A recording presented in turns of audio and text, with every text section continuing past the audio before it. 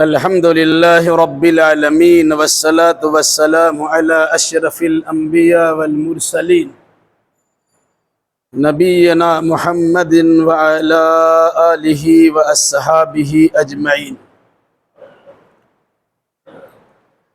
أعوذ بالله من الشيطان الرجيم. بسم الله الرحمن الرحيم. إن ربك يعلم أنك تقوم أدنى من ثلثي الليل ونصفه وثلثه وطائفة من الذين معك والله يقدر الليل والنهار علم أن لن تحصوه فتاب عليكم فاقرؤوا ما تيسر من القرآن.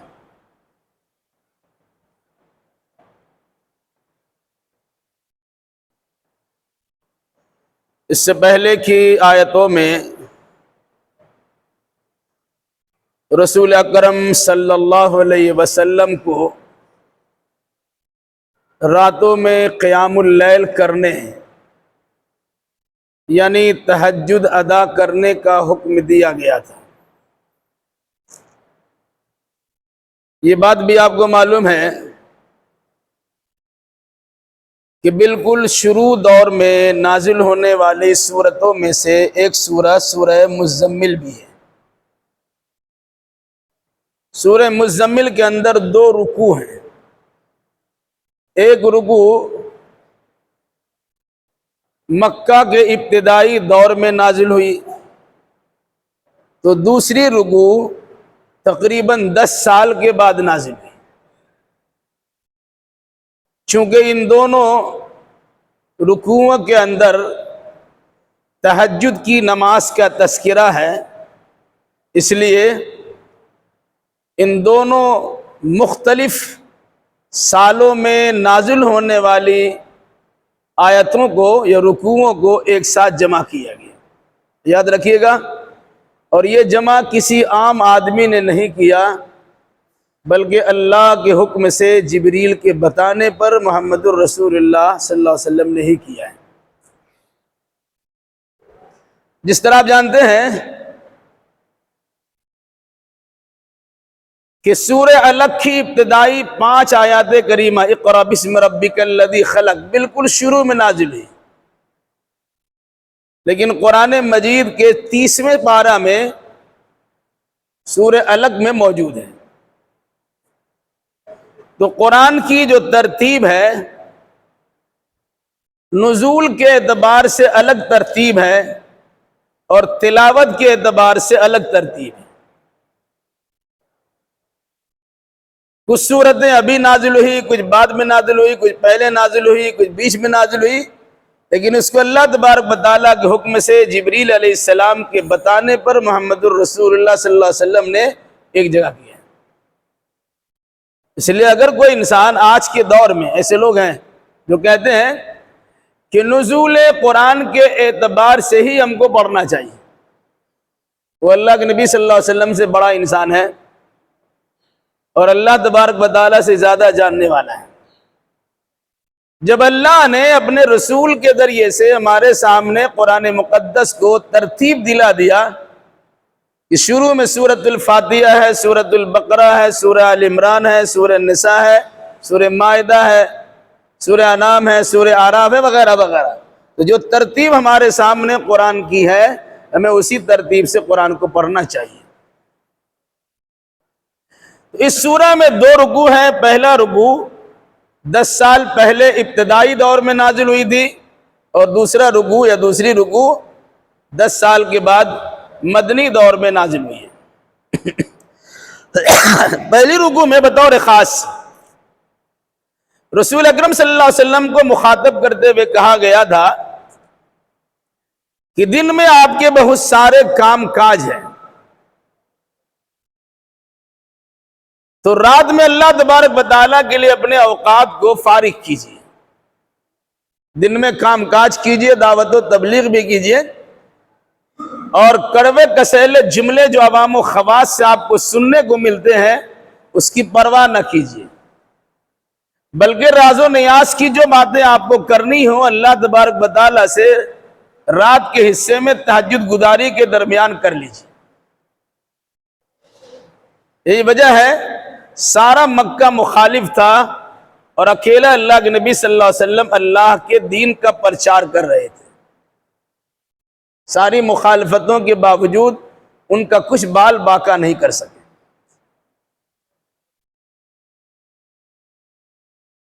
ایک طرف اللہ کے نبی صلی اللہ علیہ وسلم کو صبر و تحمل کی دعوت دی گئی، دوسری جانب آپ کو اللہ سے لو لگا کر اس بات کی تاکید کی گئی کہ فردن فردن ہر ایک سے آپ مقابلہ نہیں کر سکتے ہیں، اس اللہ کا سہارا پکڑیے جس کے قبضے میں، جس کے ہاتھ میں ساری کائنات کا دل ہے. وہ سارے لوگوں کے دل و دماغ کو آپ کی طرف مبذول کر سکتا ہے اور مائل کر سکتا ہے. تو شروع میں حکم کیا تھا کہ رات میں آپ عبادت کیجئے، یعنی پوری رات عبادت کیجئے، تھوڑا سا سو جائیے. پھر یہ بھی آپ کو حکم ملا تھا کہ آدھی رات عبادت کیجئے، آدھی رات سو جائیے.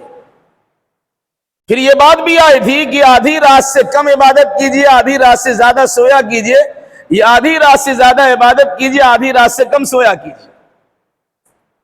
یہ بات گزشتہ بتا چکی ہے کہ تہجد کی نماز اللہ کے نبی صلی اللہ علیہ وسلم پر فرض تھی. امت کے لیے 5 وقت کی نماز فرض ہوئی، تو اللہ کے نبی صلی اللہ علیہ وسلم کے لیے 5 وقت کے ساتھ ساتھ ایک چھٹا وقت تہجد کی نماز بھی فرض تھی. بعد کی آیتوں میں اسی تہجد کی نماز سے متعلق بعض احکام بیان کیے جا رہے ہیں، جس سے اندازہ لگانا آسان ہوگا کہ انسان کو تہجد میں جتنی آسانی سے نماز پڑھنے کی توفیق ملتی ہو اتنا ہی اسے پڑھنا چاہیے.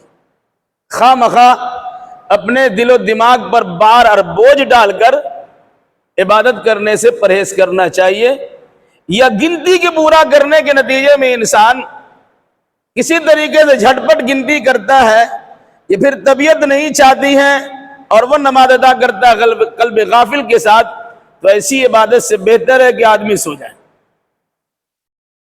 آگے کی آیت میں اس کی وضاحت ہے، ان ربک یعلم انک تقوم ادنی من ثلثی اللیل ونصفہ وثلثہ وطائفۃ من الذین معک.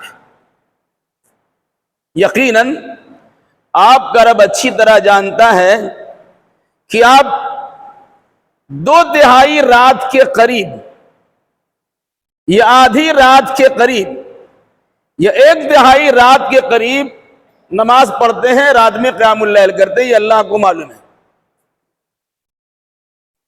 وَطَائِفَةٌ مِّنَ الَّذِينَ مَعَكَ، اور جو لوگ آپ کے ساتھ ہیں اس میں سے بھی کچھ لوگ آپ کے ساتھ 2/3 رات، آدھی رات یا 1/3 رات عبادت کرتے ہیں.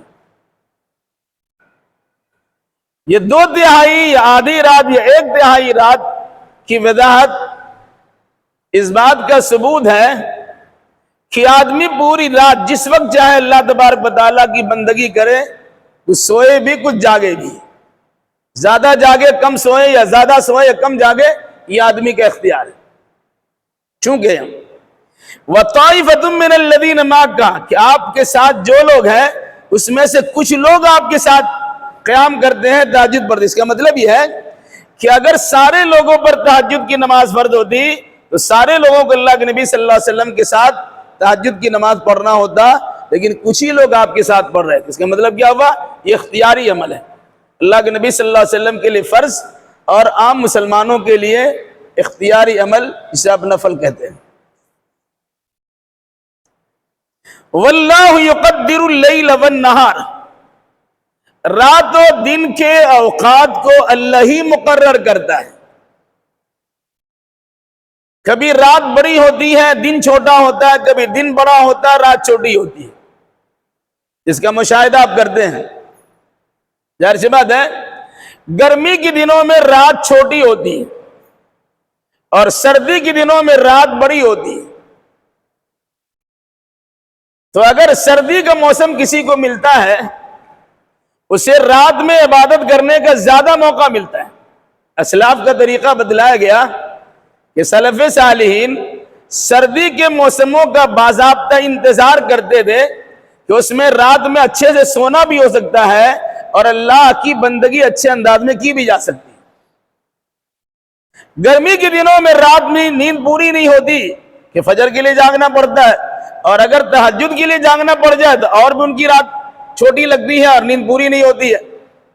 تو اگر وقت کسی کو ملتا ہو تو وقت کو غنیمت سمجھنا چاہیے اور اللہ کی بندگی میں اسے صرف کرنا چاہیے۔ فرمایا واللہ یقدر اللیل والنہار، رات و دن کو اللہ ہی نے مقرر کیا ہے اور اس کے اوقات کو اللہ ہی نے بنایا۔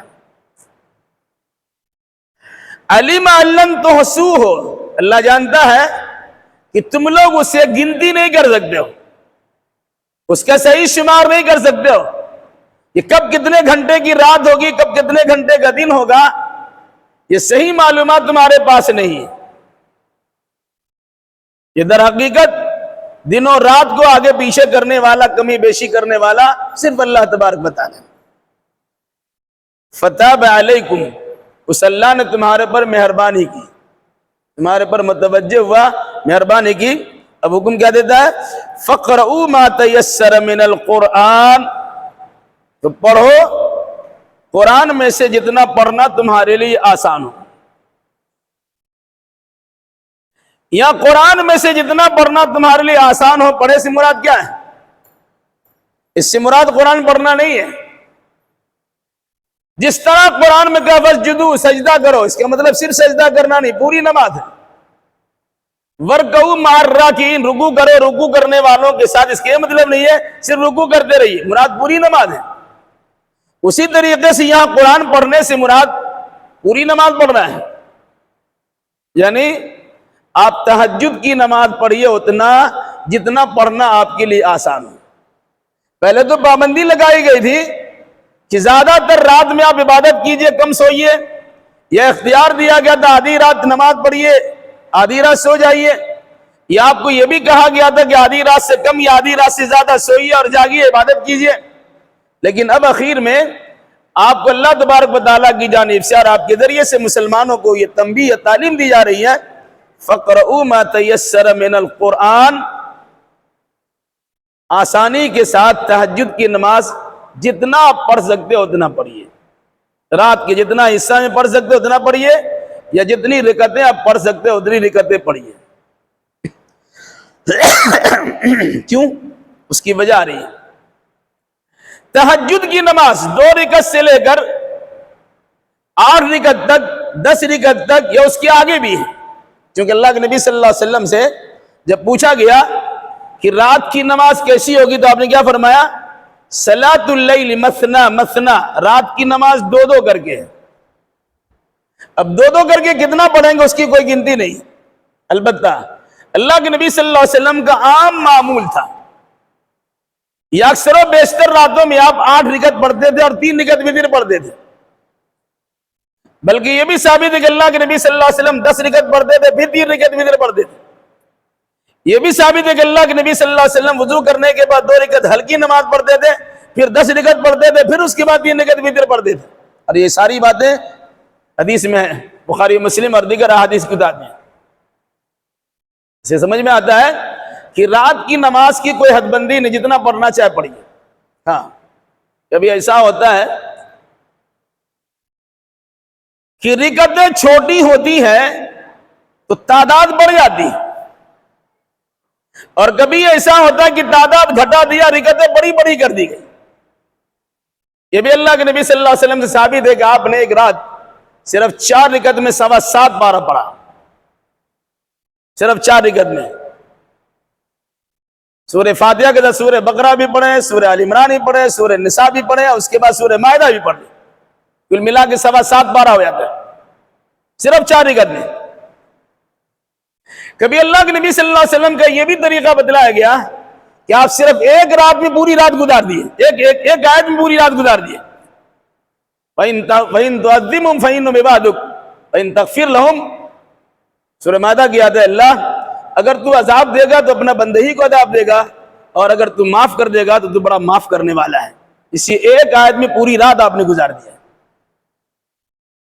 یہ اکثر و بیشتر کا معمول حضرت عائشہ فرماتی ہے، جب ان سے پوچھا گیا کہ اللہ کے نبی صلی اللہ علیہ وسلم کی رمضان میں رات کی نماز کیا تھی؟ آپ نے کیا فرمایا کہ اللہ کے نبی صلی اللہ علیہ وسلم رمضان ہو کہ غیر رمضان ہو 11 رکعت سے زیادہ نہیں پڑھتے تھے، اس میں 8 رکعت تہجد، تراویح، قیام لیل، قیام رمضان، اور اس کے بعد 3 رکعت وتر۔ یہ اللہ کے نبی صلی اللہ علیہ وسلم کا طریقہ۔ اس لحاظ سے رکعت کی تعداد پر لڑنا بھرنے سے آدمی گریز کرے، آدمی کی کیفیات بھی چھوڑ دے۔ کبھی کبھی انسان کو قرآن پڑھنے کا ایسا من کرتا ہے کہ پڑھتا چلا جاتا ہے۔ ایک ہی رکعت میں اللہ کے نبی صلی اللہ علیہ وسلم نے ایک بار ایسا پڑھا، بخاری کے حدیث میں، آپ نے کیا پڑھا؟ سورہ فاتحہ پڑھی، سورہ بقرہ پڑھا، پھر سورہ آل عمران چھوڑ کے سورہ نساء آپ نے پڑھی، پھر آپ نے سورہ آل عمران پڑھی، ایک رکعت میں اتنا پڑھ لیا۔ تو یہ اللہ کے نبی صلی اللہ علیہ وسلم کی کیفیات پر موقوف ہے۔ اس یہ بات بھی سمجھ میں آتی ہے کہ قرآن میں، نماز میں قرآن پڑھنے کی ترتیب یہی ہونا چاہیے کہ پہلے سورہ بقرہ پڑھیں، پھر آل عمران پڑھیں، پھر سورہ نساء پڑھیں۔ لیکن اگر کبھی اس کے برخلاف الٹا پلٹا ہو جائے، الٹ پلٹ ہو جائے، اس میں کوئی خرابی نہیں ہے، کیونکہ اللہ کے نبی صلی اللہ علیہ وسلم نے سورہ نساء پڑھی ہے اور بعد میں سورہ آل عمران پڑھی۔ بہرحال بتانا مقصد یہ تھا، فَقْرَؤُوا مَا تَيَسَّرَ مِنَ الْقُرْآنِ، رات میں جتنا نماز پڑھنا، قرآن پڑھنا مراد، نماز پڑھنا آپ کے لیے آسان ہو اتنی نماز پڑھیے۔ آسانی کی صورت یہ ہو سکتی ہے کہ رکعت کی تعداد بڑھا دیجئے، یا یہ بھی صورت ہو سکتی ہے کہ تعداد گھٹا کے اس میں قرآن زیادہ لمبا لمبا پڑھنا شروع کر دیجئے۔ قرآن سب سے بڑی عبادت ہے، ذکر ہے، اور وہ جب نماز کے اندر قرآن پڑھا جائے اس ذکر کا درجہ اور زیادہ بڑھ جاتا ہے، کیونکہ قرآن پڑھنے والا براہ راست اللہ تبارک و تعالیٰ سے باتیں کرتا ہے، کیونکہ اللہ کی زبان سے نکلا ہوا کلام ہے جو بندہ اپنی زبان سے ادا کر رہا ہے۔ تو اللہ نے جو اختیار دیا کہ رات میں جو نماز پڑھیے گا، جتنا آپ کے لیے پڑھنا آسان اتنا پڑھیے، یعنی تہجد۔ کیوں؟ وجہ آگے، عَلِمَ أَن سَيَكُونُ مِنكُم مَّرْضَىٰ وَآخَرُونَ يَضْرِبُونَ فِي الْأَرْضِ يَبْتَغُونَ مِن فَضْلِ اللَّهِ وَآخَرُونَ يُقَاتِلُونَ فِي سَبِيلِ اللَّهِ فَاقْرَؤُوا مَا تَيَسَّرَ مِنْهُ۔ اللہ جانتا ہے کہ ان قریب تم میں سے کچھ لوگ بیمار بھی پڑ سکتے ہیں، وَآخَرُونَ يَضْرِبُونَ فِي الْأَرْضِ يَبْتَغُونَ مِن فَضْلِ اللَّهِ، اور دوسرے وہ لوگ جو روزی کی تلاش میں اللہ کی زمین میں چل پھر بھی سکتے ہیں، یعنی سفر کر سکتے ہیں، روزی کی تلاش میں اللہ کی زمین میں چلیں گے یعنی سفر بھی کریں گے۔ وآخرون یقاتلون فی سبیل اللہ، دوسرے وہ لوگ بھی ہوں گے جو اللہ کی راہ میں جہاد کریں گے۔ دن میں اللہ کی راہ میں جہاد کیا ہے، اب رات میں ان پر نافذ کر دیا کہ آدھی رات تم کو عبادت کرنا ہوگا، کر سکیں گے؟ تو اللہ نے اختیار دے دیا، تم دن میں تم اللہ کی راہ میں جہاد بھی کرو اور رات میں تہجد گزاری بھی کرو، لیکن تمہارے اختیار پر ہے کہ چھوٹی چھوٹی رکعتیں پڑھو کہ بڑی بڑی رکعتیں پڑھو، کم پڑھو کہ زیادہ پڑھو، تمہارا اختیار ہے۔ اسی طریقے سے اگر کسی کی عادت ہوتی ہے کہ بیمار پڑا ہوا ہے، ایک مسلمان بیمار کی حالت میں نفل نماز بھی نہیں چھوڑتا، بلکہ فرض کی ساتھ پابندی کرتے ہوئے نفل کا بھی خاص خیال کرتے ہیں۔ تمام نفل نمازوں میں سب سے بہتر نماز تہجد کی نماز ہے، نفل نمازوں میں سب سے بہتر نماز تہجد کی نماز ہے۔ تو آپ نے فرمایا، اللہ نے کہا کہ تمہارے میں سے کچھ لوگ بیمار بھی ہو سکتے ہیں، اور بیمار کی خواہش ہوگی کہ ہمیں بھی تہجد پڑھنا ہے، اگر ان پر ہی عائد کر دیا گیا کہ آدھی رات پڑھیے، بیچارہ بیمار سے ویسی پریشان ہے، تو تہجد اگر آدھی رات پڑھنے کا اس پر مسلط کر دیا جائے تو پریشانی ہو سکتی ہے، اس لحاظ سے ان کو رخصت دے دی گئی کہ جتنا موقع ملے، جتنا آسانی کے ساتھ پڑھ سکتے اتنا ہی پڑھیے۔ ایک صورت یہ بھی ہے، وآخرون یضربون فی الارض یبتغون من فضل اللہ، تم میں سے کچھ لوگ تو روزی روٹی کی تلاش میں، کسب معاش میں سفر بھی کرتے ہیں، مسافر بھی ہوتے ہیں۔ مسافروں پر فرض نمازیں معاف نہیں ہے، مسافروں پر فرض نمازیں 4 رکعت والی قصر تو کر دی گئی ہے، یہ بھی گنجائش رکھی گئی کہ 2 وقت کی نماز ایک ساتھ پڑھ لو، ظہر اثر ایک ساتھ پڑھ لو، مغرب عشاء ایک ساتھ پڑھ لو، یہ بھی گنجائش ہے، اور ساتھ ساتھ یہ بھی گنجائش ہے کہ 4 رکعت والی نماز صرف 2 رکعت پڑھو، مگر پڑھو۔ سفر میں بھی نمازیں فرض ہیں، اسے چھوڑ نہیں سکتے، اللہ نے قصر بھی کر دیا ہے اور اللہ نے جمع کرنے کی اجازت بھی دے دی ہے، اس کے باوجود اکثر و بیشتر لوگ الٹی پلٹی بحثیں چھیڑ کر، بہانہ بنا کر سفر میں بھی نماز چھوڑ دیتے۔ آج کل تو بڑا آسان سا، غیر مسلم لوگ رہتے ہیں، لوگ کیا سوچیں گے؟ جہاں اللہ کی بندگی کرنے والا اللہ سے ڈرے گا کہ بندوں سے ڈرے گا؟ حالات خراب کر دیے، الگ سی بات ہے، لیکن حالات آپ کی طرح سے اچھے بھی بن سکتے ہیں۔ اب اگر سلیقہ سے رہے اور جس جگہ اپنے جگہ پائی ہے، گاڑی میں ہے، بس میں یا کہیں اور بھی، وہاں اپنے اخلاق کے ذریعے سے لوگوں کو متاثر کر کے رہے، اور آپ نماز پڑھنے کی بات کریں گے تو شوق سے اپنا سیٹ آپ کو دے دیں گے، اور کرنے کی کوشش تو کیجئے۔ پہلے ہی انسان ڈر جاتا، کیا کرے گا، یہ پبلک پلیس میں نماز کیسے پڑھیں گے؟ بھائی وہ سیٹ آپ کی خریدی ہوئی ہے، آپ نے اس کا پیسہ دیا ہے، آپ دوسروں کی سیٹ پہ نہ جائیں، اپنی سیٹ پہ تو پڑھ ہی سکتے ہیں، اور اگر آپ نے اچھا ویوہار کیا، اچھے تعلقات کو استوار کیا، تو آپ کو دوسرے لوگ جگہ بھی دے سکتے ہیں، اور یہ مشاہدہ ہے۔ بہرحال فرمایا کہ تم میں سے کچھ لوگ سفر میں ہوں گے، روزی کی تلاش میں کیا ہوں گے، اس کی وجہ سے پریشانی ہو سکتی ہے۔ کہا اگر وہاں بھی وہ تہجد کی نماز پڑھنا چاہے تو پڑھ سکتے ہیں، ان کو اختیار دیا گیا، جتنا لمبا پڑھے یا جتنا کم پڑھے، ان کو اپنا اختیار۔ یہاں پر ایک بات یہ بھی یاد رکھیے گا، جس طرح فرض نمازیں آدمی پر فرض ہے، اسی طرح طلب کسب الحلال فریضۃ بعد الفریضہ، حلال روزی حاصل کرنا دیگر فرائض کی ادائیگی کے ساتھ آپ پر فرض ہے۔ روزی روٹی حاصل کرنا غلط نہیں ہے، جس طرح نماز فرض 5 وقت، اسی طریقے سے آپ کو اپنے کھانے کے لیے، بال بچوں کو کھلانے کے لیے روزی روٹی کی تلاش میں نکلنا، وہ چاہے سفر ہی کرنا کیوں نہ پڑ جائے یا اپنے علاقے میں کام کیوں نہ کرنا پڑ رہے، آپ کام کیجئے، کیونکہ کام کرنا آپ کے لیے لازم و ضروری ہے۔ اس جگہ بیٹھ کے رہیں گے، کھاتے پیتے رہیں گے، نہیں چلے گا۔ اسی کو اللہ نے کہا وَآخَرُونَ يَضْرِبُونَ فِي الْأَرْضِ يَبْتَغُونَ مِنْ فَضْلِ اللَّهِ، وہ اللہ کی فضل کے تلاش میں نکلتے ہیں۔ قرآن بھی کہتا ہے اِذَا قُضِيَتِ الصَّلَاةُ فَانتَشِرُوا فِي الْأَرْضِ وَابْتَغُوا مِنْ فَضْلِ اللَّهِ۔ جمعہ کی نماز کا تذکرہ کرتے ہوئے کہا گیا کہ جب اذان ہو جائے تو اپنا کاروبار چھوڑو اور اولی فرصت میں مسجد میں آنے کی کوشش کرو۔ ہاں جب نماز ختم ہو جائے تو باتیں بنانے کے لیے، تسبیح کے دانہ گٹگٹانے کے لیے آپ مسجد میں پڑے مت رہیے۔ کیا کہا اللہ نے؟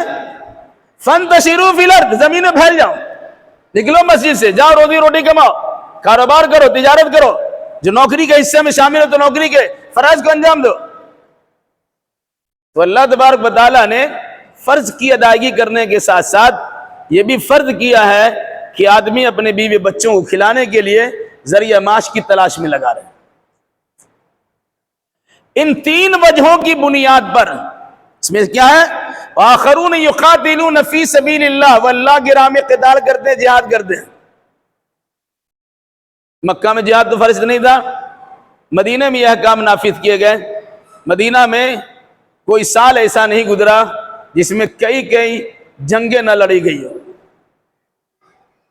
اللہ کے نبی صلی اللہ علیہ وسلم نے مکہ کے 10 سالہ دور میں 27 لڑائیوں میں خود شرکت کی ہے۔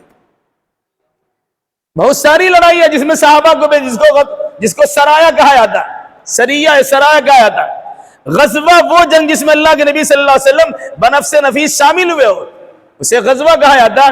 27 لڑائیاں آپ کی زندگی میں ایسی ہوئی ہیں جس میں خود شامل ہوئے۔ کب؟ صرف 8 سال کی مدت میں، کیونکہ ہجرت کے دوسرے سال میں جنگ بدر پیش آئی ہے، اور اس کے بعد کا زمانہ جوڑ لیجئے، ہجرت کے 11ویں سال میں کے شروع میں ربیع الاول کے مہینے میں آپ کی وفات ہو گئی۔ اس مناسبت سے 8 ساڑھے 8 9 سال کے زمانے میں 27 لڑائیاں لڑی ہیں، مان لیجیے 9 یا 27، ایک سال میں کم سے کم 3 لڑائی میں آپ شریک ہوئے۔ اتنی پریشانیوں کے دور میں اللہ کے نبی صلی اللہ علیہ وسلم ایک جانب دعوت و تبلیغ کا فریضہ انجام دے رہے ہیں، دوسری جانب اپنے اصحاب کو دین سکھلا رہے ہیں، تیسری جانب مخالفین کے مخالفتوں کا جواب دے رہے ہیں، چوتھی جانب اگر جان کا نذرانہ پیش کرنے کی نوبت آ جائے تو میدان کارزار میں اترنے کی تیاری بھی کر رہے ہیں اور شامل بھی ہو جا رہے ہیں۔ دین ایسے نہیں پھیلا ہے، دین اتنا آرام کے ساتھ پھیلا نہیں ہے۔ تب ہے کہ صرف 10 سال کی مدت میں اللہ کے نبی صلی اللہ علیہ وسلم جو کامیابی حاصل کی ہے، اور کل ملا کے جو 23 سال کی مدت میں جو کامیابی حاصل کی ہے، وہ دنیا اس کی نظیر نہیں پیش کر سکتی۔ وہ اکیلا آدمی، بعد میں صحابہ کی تعداد ہوئی 313 ہوئی تو جنگ بدر ہوگی، اور حجۃ الوداع آپ نے کیا تو 1,24,000 یا 1,44,000 صحابہ کرام کا ٹھاٹھے مارتا وہ سمندر آپ کے ساتھ ہمرکاب تھا۔ آج مسلمانوں کی تعداد 1.5 ارب سے زیادہ پوری دنیا میں ہے۔ یہاں تعداد کم تھی تو جہاد پر عمل ہوتا تھا، آج تعداد بڑی ہے تو انسان کے پیٹ میں درد ہوتا ہے جہاد کا نام سنتے ہی۔ نتیجے کے طور پر ہم دبے جا رہے ہیں، کچلے جا رہے ہیں، دبائے جا رہے ہیں، اور بالکل اپنے آپ کو ذلیل و خوار کیے جا رہے ہیں۔ کسی کی زبان کھلتی نہیں ہے۔ ابھی آپ نے ہولی کا زمانہ سنا، ہولی سال میں 1 بار آتی ہے، جمعہ سال میں 52 بار آتا ہے۔ کسی سی او نے بیان کر دیا تو ملک کے سی ایم بھی بیان کرنا شروع کر دیا، اور اپنے اپنے علاقے کے ودھائک جی بیان کرنا شروع کر دیا۔ یہ در حقیقت کیوں؟ جانتے ہیں کہ مسلمان خاموش کچھ نہیں کریں گے۔ اور ہم نے دیکھا ہمارے مدھوبنی کے بسپی بلاک میں وہاں کے ودھائک جی نے وہی بات دہرائی جو یوگی نے کہا اور جو سی او نے کہا تھا کسی جگہ کا۔ ایک لڑکا نوجوان اٹھا کہ کس کی ماں باغ بھی آئی ہے جو ہمیں جمعہ سے روک دے۔ نوجوان سے لڑکا کھڑا ہوا، آرام سے جمعہ کی نماز پڑھی ہے، کون روکتا ہے؟ بھائی تم اپنا ہولی کرو، تم سے کون روکنے آتا ہے؟ پھر ہماری نماز میں تم دخل اندازی کیوں کرنے جا رہے؟ تو اگر خاموش رہا جاتا ہے تو آدمی کلیجہ پڑ جاتا ہے، اور جب جواب ملنا شروع ہو جاتا ہے اس کے نتیجے میں انسان کو دھمتا بھی ہے، تھمتا بھی ہے اور دھوستا بھی ہے۔ آج صورتحال یہی ہو گئی ہے کہ پورے ملک میں نفرت پھیلائی جا رہی ہے۔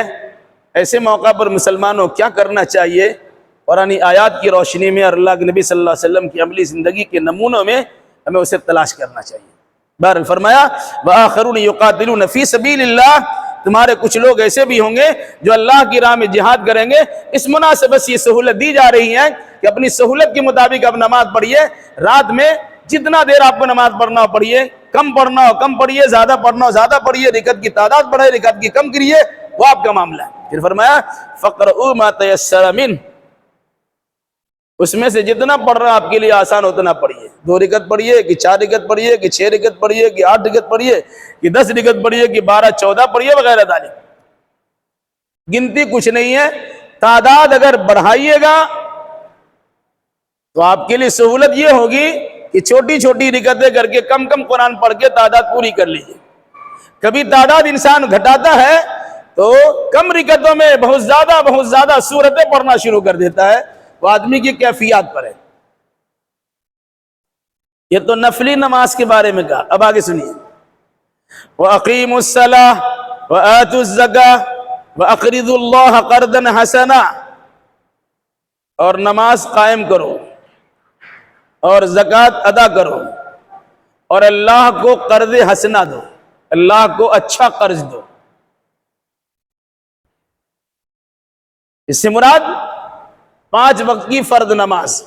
کچھ لوگ ہیں کہ تہجد تو پڑھتے ہیں اور فجر گول، تہجد میں رات جاگنے کا شوق تو ہوا، تہجد پڑھا اور فجر گول کر دیا۔ کچھ لوگ تہجد کے ساتھ فجر پڑھتے ہیں لیکن جماعت گول کرتے ہیں۔ اللہ کے نبی صلی اللہ علیہ وسلم کے زمانے میں منافقین بھی اپنے نفاق کو چھپانے کے لیے اشار فجر کی نماز میں جماعت میں شامل ہوتے تھے، کیونکہ وہاں یہ دستور بنا ہوا تھا اگر کوئی انسان جماعت میں شامل نہیں ہوتا ہے تو وہ انسان یا تو منافق ہو گیا ہے یا سخت بیمار پڑا ہوا ہے یا سفر میں گیا ہوا ہے، چوتھی کوئی وجہ نہیں ہوتی تھی۔ آدمی معمولی معمولی چیزوں میں جماعت چھوڑ دیتا ہے. فرمایا واقعی الصلاۃ، نماز قائم کرو، نماز پڑھو. قرآن نے کہیں نہیں کہا ہے، کہیں پر قرآن میں نماز پڑھنے کا حکم نہیں ملا ہے. صلوا الصلاۃ نہیں کہا کہ نماز پڑھو، کہا حافظوا علی الصلوات والصلاۃ الوسطی، نماز کی محافظت کرو. یا اقیموا الصلاۃ، نماز کی اقامت کرو، نماز قائم کرو. نماز قائم اکیلے نہیں ہوتی ہے، نماز قائم کرنے کے لیے، فرض نماز کے لیے اکیلے نماز پڑھنا کوئی معنی نہیں رکھتا. خود بھی پڑھیے، گھر والوں کو پڑھائیے، جماعت کے ساتھ پڑھیے، وقت کی پابندی کے ساتھ پڑھیے، خشوع و خضوع کے ساتھ پڑھیے. اس کا نام اقامت صلاۃ. تو اقیموا الصلاۃ، نماز قائم کرو. وآتوا الزکاۃ، اور زکات ادا کرو. یہ بات بھی اس سے پہلے کئی بار آ چکی ہے. قرآن میں اقامت صلاۃ اور ایتاء زکات دو اصول کے طور پر بیان کیے. اقیم الصلاۃ سے گویا اللہ کے حقوق کی ادا کرنے کا حکم دیا گیا، یعنی حقوق اللہ ادا کیجیے. اور آتوا الزکاۃ سے بندوں کا حق ادا کرنے کا حکم دیا گیا، یعنی حقوق العباد ادا کیجیے. ایک مسلمان کی ذمہ لازم کیا ہے؟ وہ حقوق اللہ بھی ادا کرے اور حقوق العباد بھی ادا کرے. یہ دونوں فرض ہے. فرض نماز بھی پڑھنا ہے، فرض زکات بھی دینا ہے. اس کے علاوہ وَأَقْرِضُوا اللَّهَ قَرْضًا حَسَنًا، اللہ کو قرض حسنہ دو. اللہ محتاج تو نہیں کہ آپ سے قرضہ مانگتا ہے، اللہ ہی کا دیا ہوا مال آپ کے پاس ہے. اللہ نے کہا جو ہم نے تمہیں مال دیا ہے میرے راستے میں خرچ کرو. جہاد فی سبیل اللہ کرنے والے مجاہدین پر خرچ کرو، یا اس کے سامان کی تیاری میں خرچ کرو، یا جن جن چیزوں کو جہاد فی سبیل اللہ سے تعبیر کیا گیا اس میں اپنا مال خرچ کرو. یا پھر اللہ کی رضامندی کے حصول کے لیے عام غریب و نادار، مفلس و محتاج پر اپنا مال خرچ کرو. یہ سب اللہ کو قرض حسنہ دینے کی صورت ہے. دین کی خدمت میں کہیں آپ کا پیسہ لگتا ہے، اس کا مطلب ہے کہ آپ کا پیسہ اللہ کے یہاں قرض کے طور پر جمع ہوتا ہے، اور اللہ نے آپ سے قرض لیا ہے. انسان بندوں کو قرض دیتا ہے تو سود در سود وصول کرتا ہے. اللہ تبارک و تعالیٰ آپ سے قرض لیتا ہے تو کتنا بڑھا کے دے گا وہ اللہ کو معلوم. سود لینا حرام ہے، لیکن اللہ تبارک و تعالیٰ سے زیادہ بدلہ لیجیے گا، وہ تو بہتر بدلہ اللہ دینے والا خود ہے. اس لیے اپنا مال خرچ کیجیے. اقرضوا اللہ قرضا حسنا، اور اللہ کو قرض حسنہ دیجیے. مراد کسی بندہ کو آپ نے قرض دیا. قرض کی دو صورت ہے. ایک تو قرض یہ دیا کہ بھائی اتنے دنوں میں یا کچھ دنوں پیسہ واپس کر لیجیے گا. اس پر بھی ثواب ہے کہ آپ نے محتاج انسان کی محتاجی کو دور کیا اور اس کی حاجت روائی میں اپنے آپ کو لگایا، اپنا مال صرف کیا. اس پر بھی آپ کو ثواب ملے گا. اگرچہ آپ اس سے اپنا مال واپس بھی لیتے ہیں جو وقت متعین کیا، یہ بھی کار ثواب ہے. اور اگر کسی ضرورت مند کو آپ نے خود دے دیا، اس نے مانگا قرضہ دیجیے، آپ نے قرضہ کیا، آپ کا ویسے دیجیے، ہم اللہ کے نام پہ قرض حسنہ دیتے، لے جاؤ. اس پر بھی ثواب ہے. شرط یہ ہے کہ کوئی انسان اپنے اس مال صدقات کو ضائع نہ کرے نمائش کے ذریعے سے اور احسان جتا کر کے. قرآن نے اس کا اصول بتلا دیا، لا تبطلوا صدقاتکم بالمن والاذى. کسی پر آپ نے صدقہ کیا، کچھ دیا، آپ نے احسان جتا، سب کے سامنے بیان ہے میں تو اس کو یہ کرتا ہوں تو وہ کرتا ہوں، ایسا کرتا ہوں ویسا کرتا ہوں. آپ کو ذرا دلی سکون نصیب ہوا لیکن سب برباد. یا کسی کو آپ نے کچھ دیا اور اس کو ستانا شروع کر دیا، تکلیف دینا شروع کر دیا. ایک انسان سفید پوش ہے، وہ آپ کے سامنے ہاتھ نہیں پھیلا سکتا، وہ ضرورت مند ہے. آپ نے اس کی ضرورت کو سمجھا، اس کو دے بھی دیا، اور 70 جگہ پرچار کرتے کہ میں نے فلاں کو دیا، فلاں کو دیا. بھائی وہ آدمی خاموش طبیعت کا تھا، آپ سے مانگ نہیں رہا تھا، اپنی عزت بچائے ہوا تھا، لیکن آپ نے اس کی عزت کو نیلام کر دیا. یہ تکلیف پہنچانا ہوگی. آج صورتحال کیا ہے دیکھیے آپ. آدمی رمضان کا مہینہ آیا، دکانوں میں، بہت سے لوگوں کے دکانوں میں یہ کپڑا بانٹنے والا کپڑا ہے، یہ لنگی بانٹنے والی لنگی ہے، یہ ساڑی بانٹنے والی ہے. ایک مرتبہ پانی میں ڈالیے اور نکالیے، معلوم پڑا کہ اس میں کچھ ہے ہی نہیں، لیکن گنتی آپ نے پوری کی، 100 کی تعداد میں لنگی اور ساڑی آپ نے بانٹی ہے. اور پھر اس کے ساتھ ساتھ انسان کے عزت نفس سے کھلواڑ کیا آپ نے. وہ آدمی آپ کے پاس آیا تھا کہ آپ سے ضرورت پوری کروا لے، لیکن آپ نے باضابطہ ویڈیوگرافی کے 70 جگہ بھیجا، آپ نے پوری دنیا میں اسے مشہور کر دیا، ہم نے یہ دیا، کس کو دیا؟ آپ یہ نہیں دیکھتے آپ نے کیا دیا ہے، لیکن آپ کو یہ دیکھنا چاہیے کہ آپ کس ویڈیوگرافی سے اور اسے وائرل کرنے کے نتیجے میں اس خاموش طبیعت انسان کی عزت نفس کو ٹھیس پہنچتی ہے۔ 70 بار سوچے گا بیکار ہم آگے لینے کے لیے، ہمارا تو پرچار ہو گیا، یہ بھی صدقہ و زکوٰۃ اور خیرات وصول کرنے والا انسان ہے۔ کیا فرمایا؟ اقرض اللہ قرضا حسنا، اللہ کو قرض حسنا دیجیے۔ ایک بات یہ بھی یاد رکھیے، آج کل ہوتا کیا ہے، آدمی زکوٰۃ کے پیسے سے سامان خریدتا ہے، غلہ خریدا پہنچا دیا، زکوٰۃ کے پیسے لوگ افطار بھی کراتے ہیں، لا حول ولا قوت الا باللہ، سامان خریدا گھر پہنچا دیا۔ بھائی زکوٰۃ کے پیسے آپ دیجئے، سامان خرید کے رہ دیجئے، ہو سکتا ہے ان کے پاس کچھ دوسری چیزوں کی ضرورت ہے جو پیسے سے پورے کر سکتے ہیں۔ کوئی آدمی کپڑا خرید کے پہنچا دیتا ہے، بھائی کپڑا کی دکان ہے، اب زکوٰۃ میں کپڑا نکال دی چلے گا، لیکن آپ پر زکوٰۃ پیسے کی شکل میں عائد ہوئی ہے، آپ پیسے کے بدلے میں کپڑا خرید کر، یہ سامان خرید کے، غلہ خرید کے دیں گے، آپ کا آپ کی زکوٰۃ قبول نہیں ہوگی۔ اللہ کو قرض حسنہ دیجیے، مراد کیا ہے؟ اللہ کے بندوں کی مدد کیجیے، اللہ کے دین کے غلبے کے لیے اس کا مصرف لیے، اسے صرف کیجیے، خرچ کیجیے۔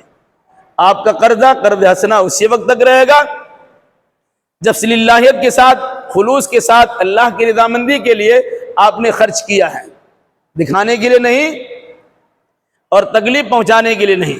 اگر ایسا کریں گے تو آپ اچھا عمل کرنے کے بعد بھی مشرک گردانے جائیں گے کہ من صلی یرائی فقط اشرک ومن صام یرائی فقط اشرک ومن تصدق یرائی فقط اشرک وغیرہ ذالک۔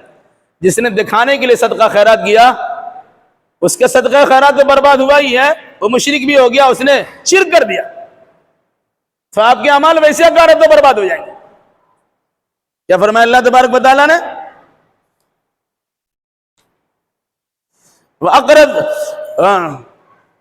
وَأَقْرِضُ اللَّهَ قَرْضًا حَسَنًا، اللہ کو قرض حسنہ دو، نماز قائم کرو، زکوٰۃ ادا کرو، یہ دونوں تمہارے پر فریضے کے طور پر عائد ہے۔ اللہ نے اس کے علاوہ بھی آپ کو مال دیا ہے، اس میں سے اللہ کے بندوں پہ خرچ کیا کرو، ان کی ضرورت کو پوری کیا کرو۔ قرآن میں یہ بھی کہا، آپ کے صدقہ و خیرات کے زیادہ حقدار وہ لوگ ہیں جو آپ کے سامنے الہا اسرار کے ساتھ، گریہ وزاری کے ساتھ مانگتے نہیں ہیں۔ لا یسألون الناس الحافا، تو چمٹ کر آپ سے مانگتے نہیں ہیں۔ آپ ان کی پیشانی سے پرکھ سکتے ہیں، پڑھ سکتے ہیں کہ آدمی ضرورت مند ہے، لیکن اتنی خاموش طبیعت کا وہ انسان ہے کہ اپنی ضرورت کا اظہار اللہ کے سوا کسی کے سامنے کرتا نہیں۔ تعرفهم بسیماہم لا یسألون الناس الحافا، اب ان کی پیشانی کو پڑھنا ہے اندر تو پڑھ سکتے ہیں، یہ ضرورت مند ہے۔ تو آدمی مسجد میں اس کے بغل میں نماز پڑھنے والا ہے، اسے پہچان نہیں پاتا اور دور دراز جگہوں پر اپنے صدقات و خیرات کو پہنچاتا ہے۔ کیوں؟